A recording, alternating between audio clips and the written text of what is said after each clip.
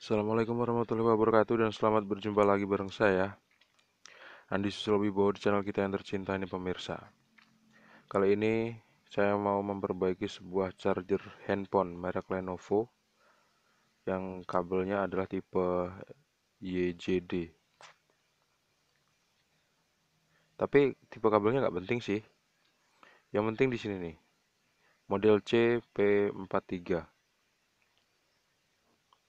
Ini rusak pemirsa. Rusaknya itu tiba-tiba waktu mau dipakai ngecas tuh, handphone nggak bisa terisi sama sekali. Yang artinya nggak keluar listrik dari outputnya. Langsung aja saya buktikan ya. Kita buktikan dulu sebelum kita bongkar. Kalau dicolokin aturan handphonenya bakal hidup. Ternyata nggak hidup sama sekali.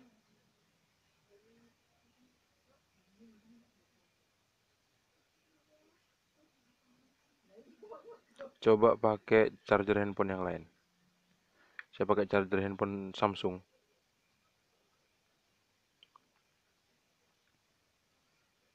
Tuh, hidup kan? Itulah perbedaannya pemirsa. Yang warna putih ini masih dalam kondisi baik chargernya. Yang warna hitam merek Lenovo ini udah rusak. Coba kita verifikasi ulang. Tuh, rusak ya.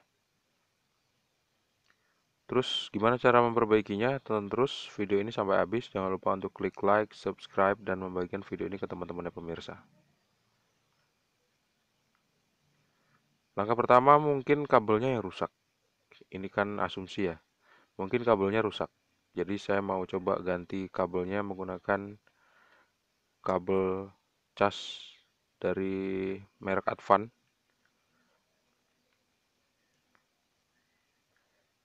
Colokin di sini. Terus biasalah dicolokin ke handphonenya pemirsa. Tuh, ternyata handphonenya juga nggak hidup sama sekali ya.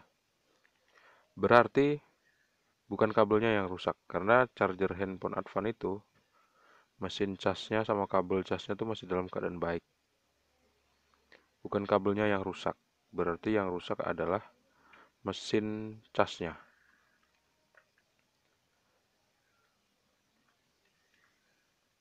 Langsung aja ya kita bongkar pemirsa. Setelah saya perhatikan ternyata untuk membongkar charger ini mudah-mudah aja. Di sini ada satu skrup dan skrupnya bisa kita buka menggunakan obeng plus yang kecil seperti ini. Tuh, kita agak longgarin dikit ya. Harusnya bisa langsung dicabut, tapi nggak mau. Berarti ada klip yang belum kebuka nih. Klipnya lagi ngunci. Gimana cara buka kuncinya? Bisa jadi ini agak kita congkel, tapi bisa jadi ya, bukan bukan pasti. Karena setiap bentuk itu dan setiap merek beda-beda cara bukanya pemirsa. Klipnya pun beda-beda juga cara membukanya. Kalau yang ini sih saya belum tahu. Ini saya tunjukin aja langsung ke pemirsa. Apakah dia dicongkel gini bukanya? Tenang aja. Saya masih pakai hati-hati kok caranya. Jadi nggak sampai dia rusak dan patah.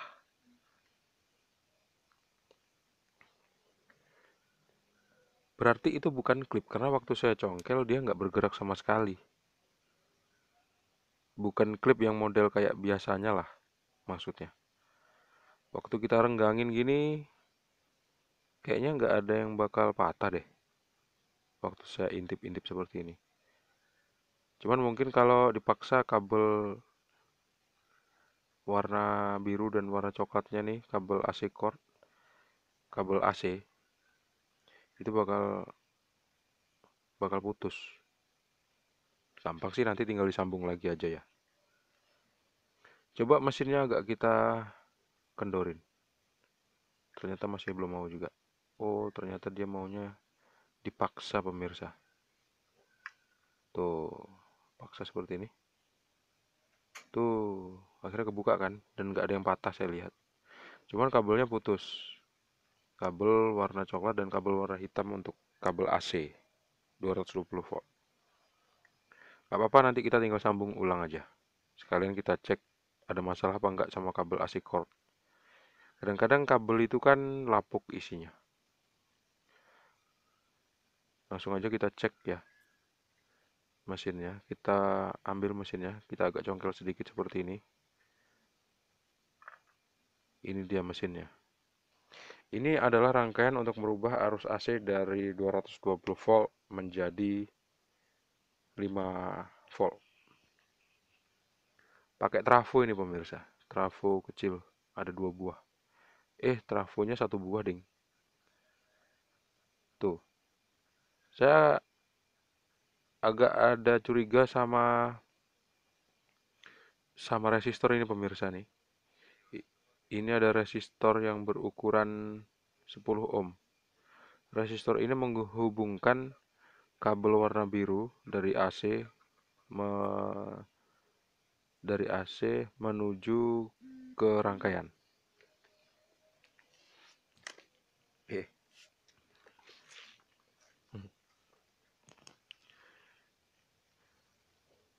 saya agak curiga sama resistornya.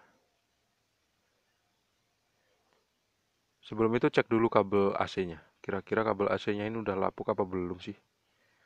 Kalau yang biru nih kayaknya kelihatan baik-baik aja, cuman nggak tahu yang warna coklat. Yang warna coklat itu kayaknya dia udah agak lapuk. Jangan-jangan kabelnya memang putus di dalam. Kita nggak tahu kalau nggak kita ukur pakai avometer ya. Tapi kalau memang dia kabelnya putus di dalam, lost kontak gitu, biasanya dia bakal korslet. Tapi saya lebih curiga ke resistor ini pemirsa, karena resistor yang 10 ohm ini pas di tengah-tengahnya tuh ada kayak gelang baru gitu, dan itu bukan, saya rasa bukan dari pabrik, itu karena warna yang agak pecah gitu. Seperti resistor yang putus gitu pemirsa. Saya cek pakai avometer analog menggunakan skala X1.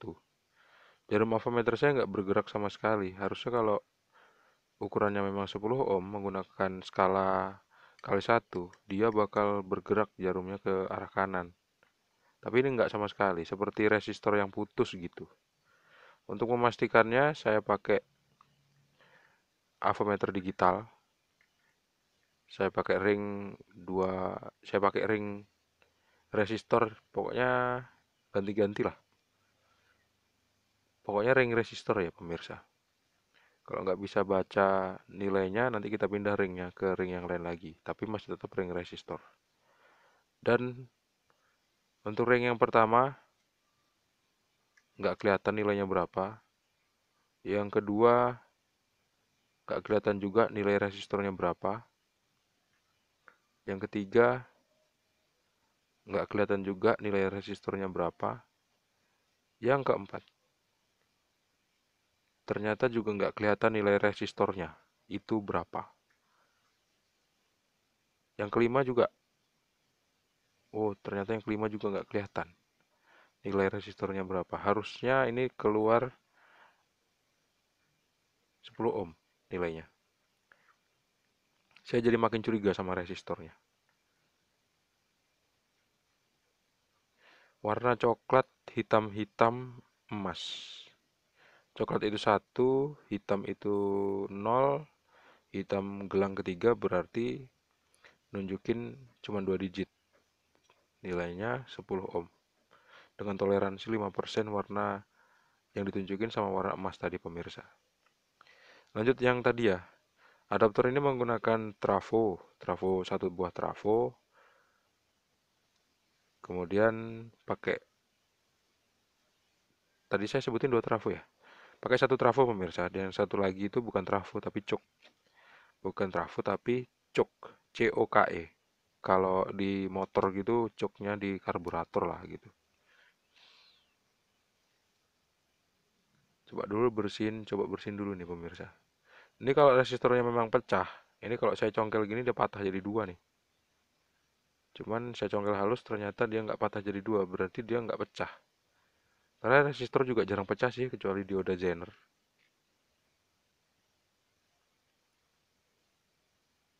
Kayaknya saya bakal lepas resistornya deh. Saya lepas resistornya dan coba saya mau cari resistor yang ukurannya sama, 10 ohm juga. Tapi kalau nggak ada, saya mau pakai resistor yang nilainya mendekati aja. Kalau misalnya kita lihat di PCB-nya itu ada keterangan bahwasanya resistor 10 ohm itu adalah resistor fuse. Di situ ada kode RF1. R itu artinya resistor, F itu artinya fuse, 1 itu adalah nomor urut resistor, nomor urut komponen resistor di rangkaian ini.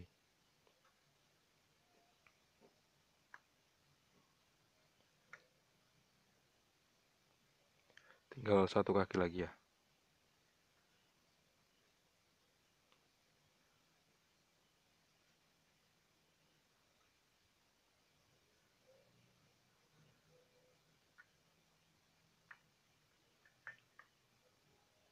Berarti kalau ini adalah resistor fuse,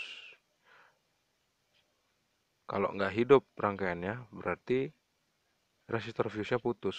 Yang paling masuk akal seperti itu pemirsa. Ternyata begitu saya congkel, ternyata saya ngelihat bungkusnya ini warnanya ini udah rapuh gitu. Gelang-gelangnya pun juga udah hampir mau lepas. Nah, biasanya resistor yang lapisannya agak ngupas gini ini itu kadang-kadang masih bagus ya untuk ini untuk TV-TV untuk rangkaian-rangkaian yang lain. Cuman kalau ini saya nggak tahu. Saya mau lihat dulu. Saya mau uji coba dulu resistor ini rusak apa enggak. Tapi secara teknis kalau digunakan avometer analog untuk ngetes itu, dia udah terbukti dia rusak. Karena yang 10 ohm saya nggak ada, akhirnya saya pakai resistor yang 33 ohm. Warnanya oranye-oranye hitam dan pakai gelang warna emas. Artinya toleransinya 5%. Presisi berarti pemirsa. Hampir-hampir presisi lah dengan nilai 33 ohm itu. Paling kalau lebih lebih gede itu paling 5%, kalau lebih kecil paling 5%. Jadi 33, berapa atau 32, berapa gitu ceritanya. Resistor ini masih bagus karena resistor ini belum saya pakai pemirsa, meskipun belum saya ukur pakai avometer atau komponen tester. Tapi biasanya resistor yang dijual di toko elektronik itu dari 1000 kali beli mungkin sekali lah yang rusak kalau soal resistor. Jarang yang rusak kok pemirsa. Jadi jaminan lah.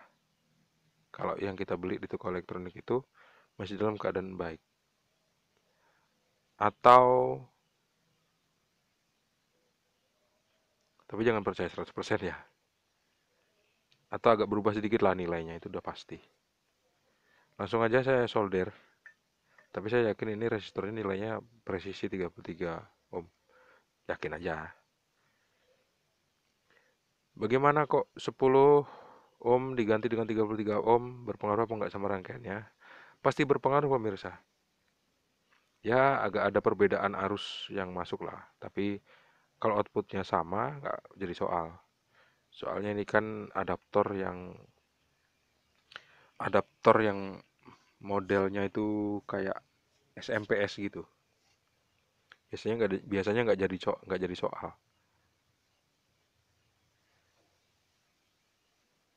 Karena kabel AC cord-nya tadi putus waktu saya lepas, akhirnya saya harus mengganti kabel itu dengan kabel yang baru. Kebetulan ada kabel yang isinya tuh tebal seperti ini. Ini harus kita kupas dulu. Kita ambil dua buah kabelnya itu, biasanya warnanya sama, antara warna coklat sama warna biru pemirsa.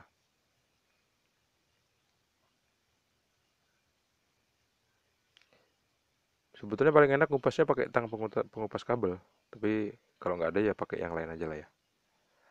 Akhirnya udah saya solder seperti ini. Diingat-ingat aja kabel yang warna biru tuh di kaki yang sebelah mana, yang coklat sebelah mana. Seperti ini. Saya kan ingat tadi ya. Kayak ginilah posisinya. Terus sebetulnya kalau kebalik pun nggak apa-apa juga kok, nggak jadi soal. Cuman kalau bisa nggak terbalik kenapa tidak ya? Itu tadi saya agak pegang-pegang karena tadi panas banget waktu saya solder. Ini saya punya asumsi bahwa dia tuh lebih baik kalau kita pasang terus kita tes. Jadi jangan terkelupas gini langsung kita tes. Baiknya mesinnya kita masukin dulu, terus kita tes. Tapi sebelum itu kita harus ngelihat dia itu korslet apa enggak. Kalau korslet, jarum avometer itu akan bergerak ke kanan dan lampu continuity hidup. Ke kanan mentok ya jarumnya. Seperti ini. Nah, itu kalau korslet. Tapi kalau tidak, dia akan nyambung sedikit. Tapi saya lihat ternyata di sini nggak nyambung sama sekali pemirsa. Minimal dia nggak korslet lah. Berarti setelah penggantian resistor dia nggak korslet. Ini bukan patokan, cuman ini jadi salah satu cara aja untuk lihat korslet apa enggaknya. Kalau kita bandingkan dengan charger yang lain, kalau kita ukur tuh masih ada nyambung-nyambungnya sedikit kalau pakai skala X1 di avometer analog. Coba kita bandingkan dengan charger yang lain lagi, seperti yang ini, charger Advan. Coba kita tes. Nyambung nggak dia? Tuh, nyambung pemirsa. Ada nyambung sedikit. Tuh. Tapi kalau di charger Lenovo, kok nggak nyambung ya? Kira-kira perbaikan kali ini berhasil apa enggak ya? Tuh, nggak nyambung loh pemirsa. Untuk membuktikannya mau nggak mau harus kita langsung colokin ke arus listrik 220 volt. Bismillah. Ternyata nggak meledak kok pemirsa. Memang sih orang tadi kan nggak korslet ya. Untuk ngebuktiinnya udah sembuh apa belum, kita colokin dulu kabel datanya atau kabel casnya. Terus tes pakai handphone. Yang biasa-biasa aja, jangan handphone yang keren-keren nanti rusak. Dan ternyata berhasil. Beres pemirsa. Ternyata beres tuh. Nih, 50% baterainya. Dan masih charging. Tuh, ada gambar petir. Sembuh. Ternyata hanya mengganti resistor satu buah yang berukuran 33 ohm. Charger ini bisa dipakai lagi. Tuh, yes. Sembuh pemirsa.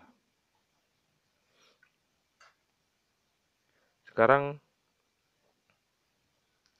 waktunya bye-bye lah. Kita pasang dulu skrupnya.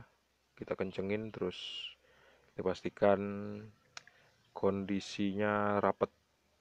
Apa yang udah kita buka lagi, kita tutup yang rapet supaya nggak ada semut masuk, supaya nggak kemasukan air juga, supaya nggak membahayakan kita juga, supaya juga chargernya ini aman. Baiklah ya pemirsa, gitu aja cara memperbaiki charger Lenovo yang tiba-tiba rusak, nggak bisa dipakai buat ngecas alias nggak keluar setrum. Cuman resistor yang rusak, dan semoga punya pemirsa yang rusak cuman resistor doang. Sampai jumpa di video selanjutnya. Jangan lupa untuk klik like, subscribe, dan membagikan video ini ke teman-teman pemirsa. Sampai jumpa di video selanjutnya. Assalamualaikum warahmatullahi wabarakatuh. See you and bye-bye. Tuh, langsung hidup kan?